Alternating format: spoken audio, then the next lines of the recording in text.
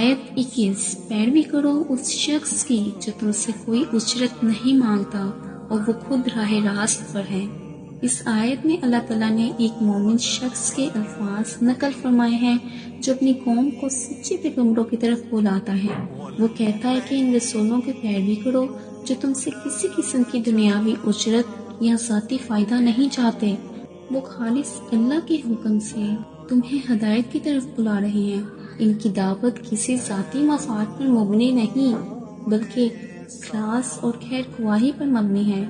ایسی دعوت ہی قابل قبول ہوتی ہے جو صرف اللہ کے لیے ہو اور اس میں دنیاوی غرض نہ ہو۔ مزید یہ کہ وہ خود بھی ہدایت یافتہ ہیں، ان کا اپنا عمل اور کردار بھی دین کے مطابق ہے، اس لیے ان کی بات ماننا عقل و فطرت کے بھی مطابق ہے۔ آیت 22 اور مجھے کیا ہو گیا ہے کہ میں اس ذات کی عبادت نہ کروں جس نے مجھے پیدا کیا اور تم سب کو اسی کی طرف لوٹ کر جانا ہے۔ اس آیت میں مومن شخص نے اپنی قوم کو عقلی اور فطری دلیل کے ساتھ سمجھانے کی کوشش کی کہ وہ کیوں صرف اللہ کی عبادت کرتا ہے۔ وہ کہتا ہے کہ کیا یہ بات تعجب ہی ہے کہ میں اس رب کی عبادت کر رہا ہوں جس نے مجھے پیدا کیا؟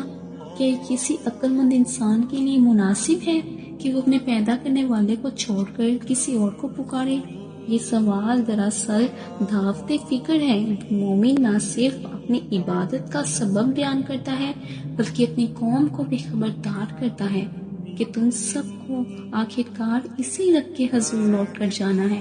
یعنی اگر تم آج اس کی عبادت سے منہ موڑ رہے ہو تو یاد رکھو کہ ایک دن تمہیں اسی کے سامنے جواب دینا ہوگا۔ آیت 23 کیا میں اس اللہ کے سوا دوسرے معبود بنا لوں؟ اگر رحمان مجھے کوئی نقصان پہنچانا چاہے تو ان کی شفاعت مجھے کچھ فائدہ نہیں دے سکتی اور نہ ہی وہ مجھے بچا سکتے ہیں۔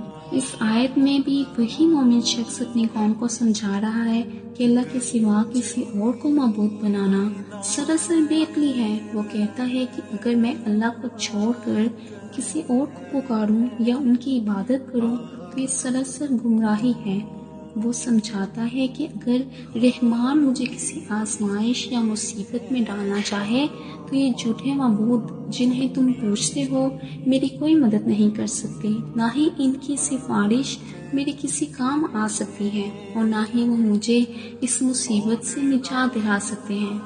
آیت 24 بے شک میں اگر ایسا کروں تو کھلی گمراہی میں ہوں گا۔ اس آیت میں مومن شخص اپنے دل کی پختگی اور عقیدے کی مضبوطی ظاہر کرتے ہوئے کہتا ہے کہ اگر میں اللہ کو چھوڑ کر دوسروں کی عبادت کرنے لگوں جیسا کہ تم لوگ کرتے ہو تو یقیناً میں کھلی گمراہی میں مبتلا ہو جاؤں گا۔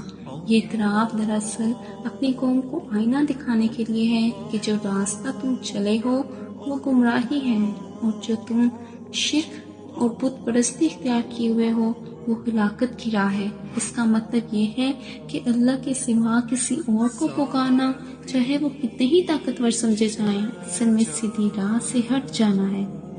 آیت 25 یقیناً میں تمہارے رب پر ایمان لایا ہوں بس تم میری بات سنو۔ اس آیت میں وہ مومن شخص جس نے اپنی قوم کو نرمی، حکمت اور دلائل کے ساتھ سمجھانے کی ہر ممکن کوشش کی آخرکار اپنا ایمان کھلے الفاظوں میں ظاہر کرتا ہے۔ وہ کہتا ہے کہ میں تمہارے رب یعنی اللہ پر ایمان لا چکا ہوں، اس لیے تم بھی غور سے میری بات سنو۔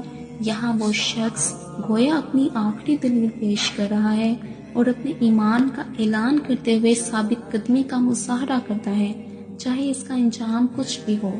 اس آیت میں ایمان کی جرأت، اخلاص اور حق بات پر ڈٹ جانے کی بہترین مثال موجود ہے جو ہر مومن کے لیے مشعل راہ ہے۔